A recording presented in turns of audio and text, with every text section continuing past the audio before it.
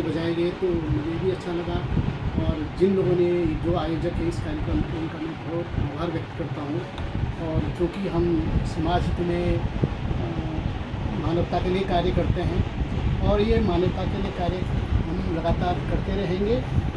और हमारा मतलब ये है कि जो समाज में जो डिप्रेस्ड सोसाइटी है, जैसे मान लिया जाए एससी समाज है या कोई गरीब व्यक्ति कोई भी हो सकता है, और या कोई महिला है पीड़ित है, या कोई गरीब बच्चे हैं जो अपनी शिक्षा आर्थिकी के कारण जो है नहीं अफोर्ड कर पा रहे हैं, और या अन्य समाज में कोई घटनाएँ ऐसी घटती हैं जो कि उत्पीड़न की कार्रवाई जैसी होती है, तो इसलिए हम इसमें मैं लगातार कार्य कर रहा हूँ। मैं 1994 से लगातार मैं अब तक इसमें कार्य कर रहा हूँ। तो ये सब देख कर के मुझे पंजाब विधानसभा में गौरवान्वित होने का मौका मिला। मुझे भी अच्छा लगा कि पंजाब सरकार ने मुझे बुला करके गौरवान्वित किया, मुझे पुरस्कार दिया। तो इस बात के लिए मैं पंजाब सरकार का भी आभार व्यक्त करता हूँ और आप सभी लोगों का भी आभार व्यक्त करता हूँ। तो सर अब तक लगभग कितने आपको पुरस्कार मिल चुके हैं और कहाँ थोड़ी डिटेल? सर वैसे अब तक मुझे जो पुरस्कार मिले हैं, मुझे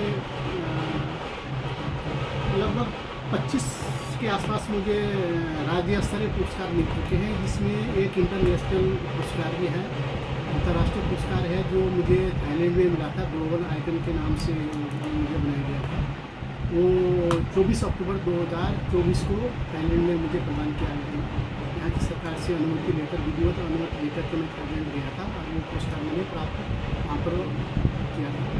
और जैसे मुख्य जो पुरस्कार हैं, जैसे मुझे अब तक राष्ट्रीय पद्मश्री सम्मान से सम्मानित मुझे किया जा चुका है, और राष्ट्रीय भारत गौरव रत्न से भी सम्मानित किया जा चुका है।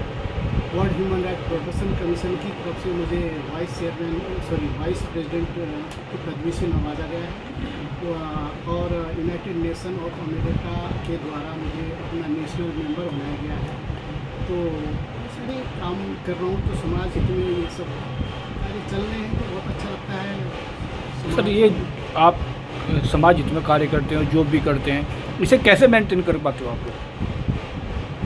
मेंटेन सर ऐसा है, अब समय ऐसा हो गया कि सोशल मीडिया का ज़माना है। जब कोई भी घटना कहीं पे घटती है तो आप फिजिकली आपको वहाँ जाने की ज़रूरत नहीं होती है। बहुत ज़्यादा जब आपको मुझे लगता है तभी मैं जाता हूँ।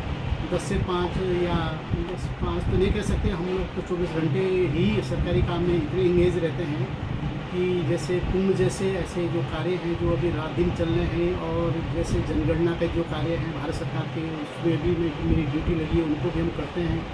और स्टेट सेक्टर के जो कार्य होते हैं उनको भी कर रहे हैं। तो हम कुंभ जैसे बैसाखी के होते हैं वहाँ भी हमको सेक्टर मजिस्ट्रेट बना दें, तो कामों मतलब मल्टीपर्पज़ वर्क हरिद्वार में है, तो ये सब होता है।